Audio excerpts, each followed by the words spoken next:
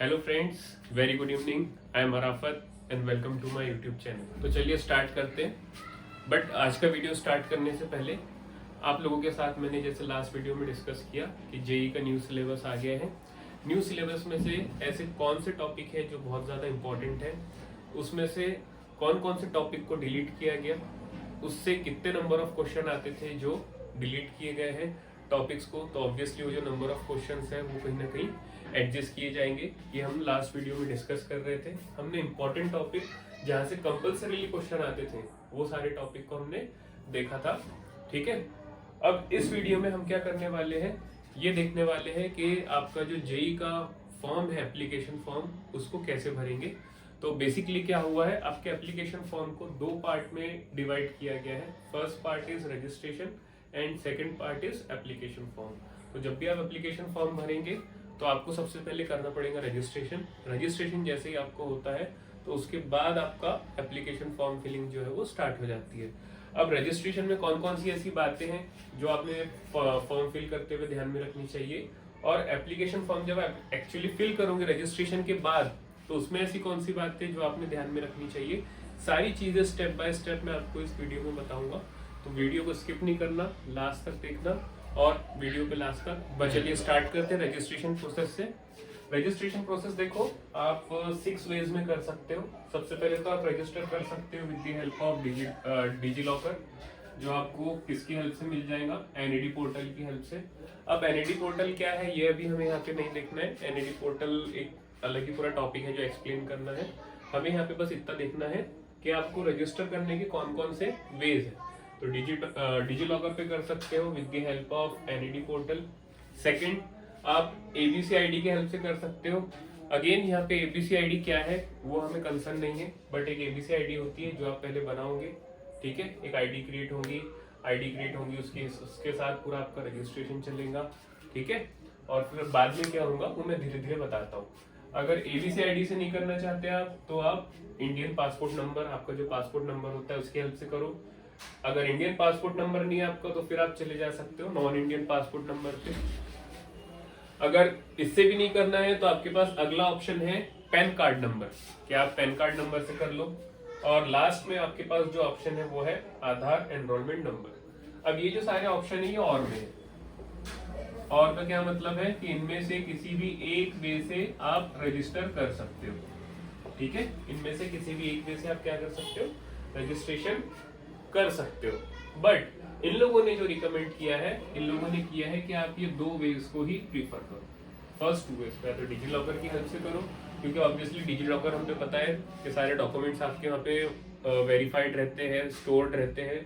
तो उन लोगों को इजी पड़ता है आपकी 10th की मार्कशीट देखने के लिए कि आपका जो नेम आपने लिखा है वो एज इट इज 10th का है कि नहीं है ना।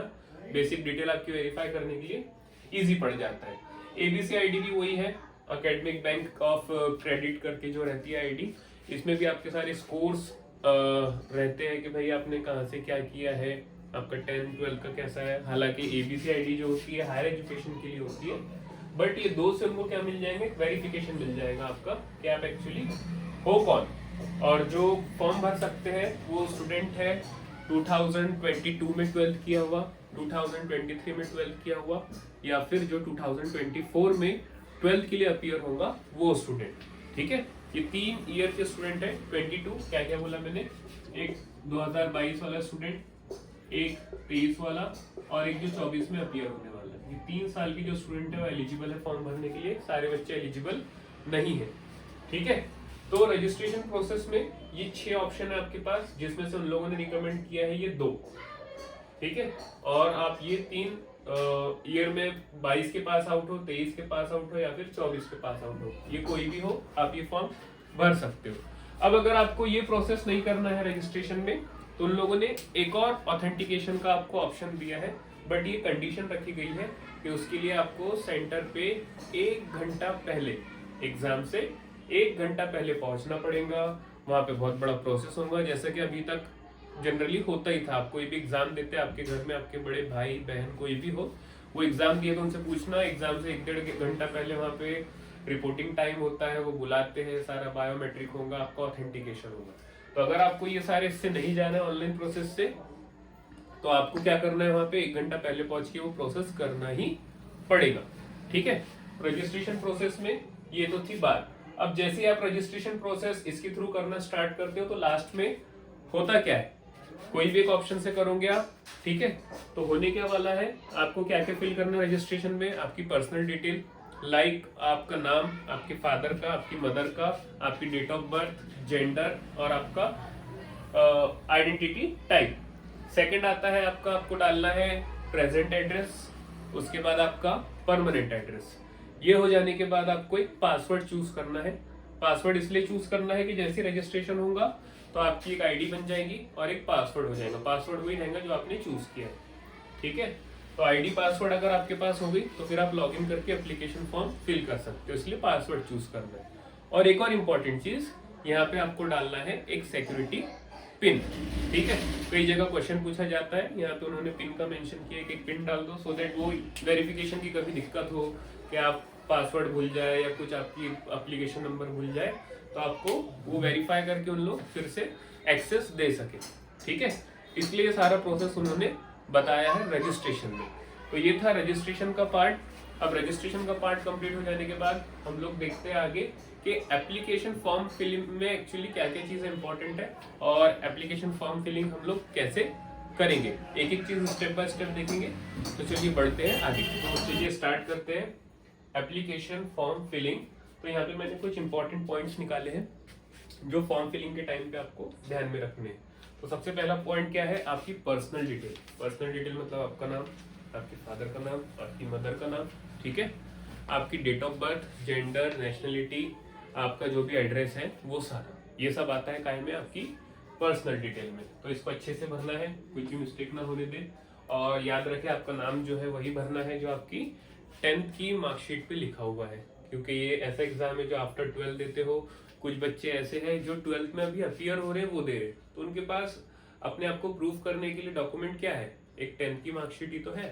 तो ध्यान रहे, अगर आप ये सब फॉर्म फिल कर रहे हो तो आपकी 10th की मार्कशीट की डिटेल एप्रोप्रिएट पर्सनल डिटेल में होनी चाहिए। नेक्स्ट आ जाते हैं exam centre cities. Exam centre cities के लिए यहाँ पे आपके पास जो चॉइस है वो 4 है। फर्स्ट सिटी चूज करो, सेकंड चूज करो, थर्ड चूज करो, फोर्थ चूज करो। अब जनरली यहाँ पे होता ये है कि आपको पहली सिटी दी जाती है, मोस्ट प्रोबेबल चांसेस यही रहते हैं कि आपने जो फर्स्ट सिटी चूज किया वो आपको मिल जाएंगी, क्योंकि ये एग्जाम देने बच्चे काफी छोटे हैं, दूसरे शहर जाना कोई भी प्रीफर नहीं करता। ऑब्वियसली 2 शिफ्ट में एग्जाम होते हैं, वो लेते इस तरीके से है कि आप लोगों का कन्वीनियंस हो। तो 4 सिटी है, 4 में से आपको यहाँ पे एक एक करके 1 बाय 1 आपकी जो सबसे नियर बाय आपका शहर, फिर उससे नियर बाय आपके आसपास का, फिर थोड़ा दूर और फिर लास्ट में सबसे दूर। तो आपको चांस है, मैक्सिमम चांस रहते हैं कि फर्स्ट सिटी ही मिल जाए। फिर आपका 10th और आता है 12th का क्वालिफिकेशन, जैसा कि आपने स्टेट बोर्ड से पढ़ा है क्या, या फिर आपने सीबीएसई बोर्ड से पढ़ा है क्या, आपका रोल नंबर क्या था, आपको टोटल मार्क्स कितने मिले, ये सारी बेसिक डिटेल जो होती है किसी भी 10th बोर्ड की या 12th बोर्ड की, वो सारी यहाँ पे भरना है। अगर 12th आप अपीयर्ड हो तो आप अपीयर्ड डालोगे, वो सारी डिटेल यहाँ पे पूछी जाएगी। ठीक है, उसके बाद जो यहाँ पे बहुत इंपॉर्टेंट एस्पेक्ट आ जाता है वो आता है आपके पेरेंट्स की इनकम का डिटेल।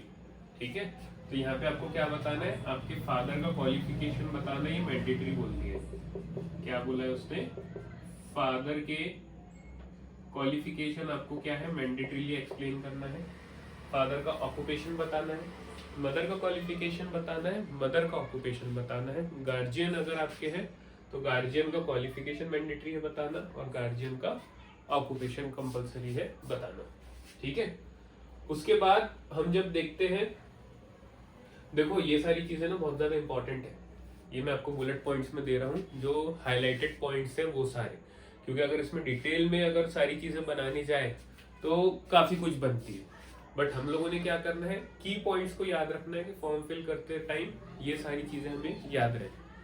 ठीक है, कि भाई पर्सनल डिटेल क्या आपकी, उसके बाद सिटीज कौन सी भरना है अपने सेंटर के लिए, उसके बाद आपका जो क्वालिफिकेशन है 10th का 12th का, आपके पेरेंट्स से क्या क्या डॉक्यूमेंट्स लिए जा रहे हैं। ओके, ये सारी चीज याद रखें। लास्ट में जो एक बहुत इंपॉर्टेंट एस्पेक्ट आ जाता है कि सर हमें डॉक्यूमेंट कौन से अपलोड करने, कौन से डॉक्यूमेंट हमें अपलोड करने, तो उस बारे में बात करेंगे। जो भी डॉक्यूमेंट अपलोड करोगे आप, उसका फॉर्मेट क्या होना चाहिए, JPEG ईजे फॉर्मेट, ठीक है। स्कैन डॉक्यूमेंट होना चाहिए, अच्छी क्वालिटी में करना। कुछ भी चीजें जो फोटो अपलोड कर रहे हो तो आपकी फोटो रिसेंट होनी चाहिए, सिग्नेचर आपकी रनिंग हैंड राइटिंग में होनी चाहिए, ठीक है। और आप अगर फिजिकली हैंडीकैप अगर कुछ है, जो भी परसेंट का उसने बोला है उस उतने हो, और उसकी सर्टिफिकेट अगर आपके पास है वो भी अपलोड करना है। अब हम लोग ये देख लेते हैं, अगर आप फोटो अपलोड कर रहे हो तो फोटो आप किस साइज की अपलोड करोगे जो इन लोगों ने अलाउ किया है, सिग्नेचर आप कौन सा साइज का करोगे, और सर्टिफिकेट आप कौन सा साइज का करोगे, ठीक है। तो इतनी चीज हम लोग देख लेते हैं। देखो सबसे पहले आ जाते हैं हम लोग फोटो पे। फोटो का जो साइज इन लोगों ने अलाउ किया है वो किया है 10 KB से लेकर 200 KB, 200 KB। सिग्नेचर के लिए जो इन्होंने अलाउ किया है, सिग्नेचर के लिए जो इन्होंने अलाउ किया है वो किया है 4 KB से लेकर 4 KB से लेकर 30 KB तक। उसके बाद आते हैं हम लोग आपकी सर्टिफिकेट, जो आप सर्टिफिकेट अपलोड करने वाले हैं, ठीक है। सर्टिफिकेट आप जो अपलोड करोगे सॉरी, वो फॉर्मेट जो होगा, यहाँ पे याद रखना, सर्टिफिकेट का जो फॉर्मेट होगा वो होगा PDF। ये तो रहेगा JPEG,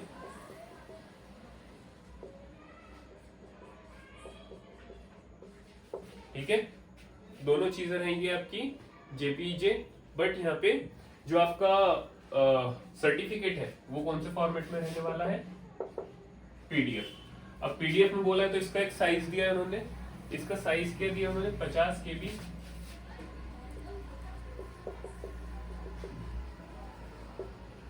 देख लो एक बार, साइज क्या दिया है, 50 KB से लेकर आप डाल सकते हो ये 300 KB। तो ये सारी चीजें इंपॉर्टेंट है। क्यों इंपॉर्टेंट है?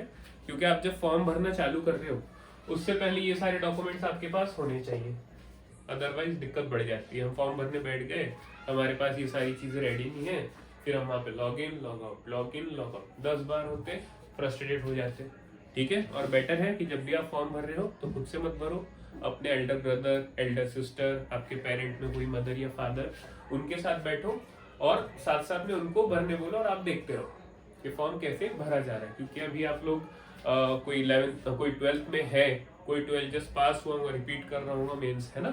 तो आप लोगों को उतनी सारी समझ नहीं होती यहाँ पे कि आप इजीली ये सब लेवल के फॉर्म भर सको, क्योंकि बहुत सारी चीजें मांगी गई है, हालांकि है कुछ भी नहीं, बट फॉर्म लेंदी होने से हमारे जनरली कंफ्यूज होने के, मिस्टेक करने के चांसेस ज्यादा रहते हैं। तो ये सारी चीजों का ध्यान रखें। ये बहुत माइन्यूट चीजें है, ये साइज की आपको फोटो चाहिए, ये सिग्नेचर चाहिए, और ये सर्टिफिकेट का साइज चाहिए। JPG में वो चलेगा और PDF में ये चलेगा, ठीक है। बट याद रखना कि ये स्कैन कॉपी होनी चाहिए, और ये तो PDF फॉर्मेट है तो इसको PDF में रखेंगे, बट साइज का आपको ध्यान रखना है, ठीक है। तो ये था अभी का हमारा जो एप्लीकेशन फॉर्म भरने का सारा प्रोसेस है। वो पहले हमने रजिस्ट्रेशन देखा, रजिस्टर कैसे करें आप। रजिस्टर करने के बाद आपके पास ID पासवर्ड होंगे, उसकी हेल्प से आप लॉगिन करोगे, एप्लीकेशन फॉर्म फिल करोगे, ठीक है। पेमेंट जो करना है, पेमेंट का भी जो ऑप्शन है आपके पास, कुछ भी चालन एंड ऑल का नहीं है। पेमेंट भी आप नेट बैंकिंग से कर सकते हो, ठीक है, डेबिट कार्ड से कर सकते हो, UPI से कर सकते हो। दोनों सेशन के लिए इन लोगों ने कंबाइन रखा है, तो आप कंबाइन भर दो, आपके ऊपर है, ठीक है। तो ये सारा प्रोसेस था आपका एप्लीकेशन फॉर्म फिलिंग का। और आपको कोई अगर कंफ्यूजन है, कुछ आपको डाउट लगता है कि फॉर्म कैसे भरना, तो अगर आपको कोई डाउट आता है तो इस वीडियो के कमेंट बॉक्स में आपको डाउट सेंड कर सकते हो कि सर ये पार्ट में कैसे करूं, मुझे बता दो, ओके। और हमने जो इसके पहले डिस्कस किया था सिलेबस का, अगर आप में से किसी ने सिलेबस जो न्यू सिलेबस आया है, रिड्यूस हुआ, वो वीडियो नहीं देखा है तो आप देख सकते हो, ऊपर आई बटन क्लिक करके मैंने वहाँ पे वो वीडियो की लिंक भी डाल दिया है। चैनल पे अगर आप न्यू हैं तो चैनल को सब्सक्राइब करो, वीडियो को लाइक करो और अपने फ्रेंड्स के साथ शेयर करो। मिलते हैं न्यू वीडियो में।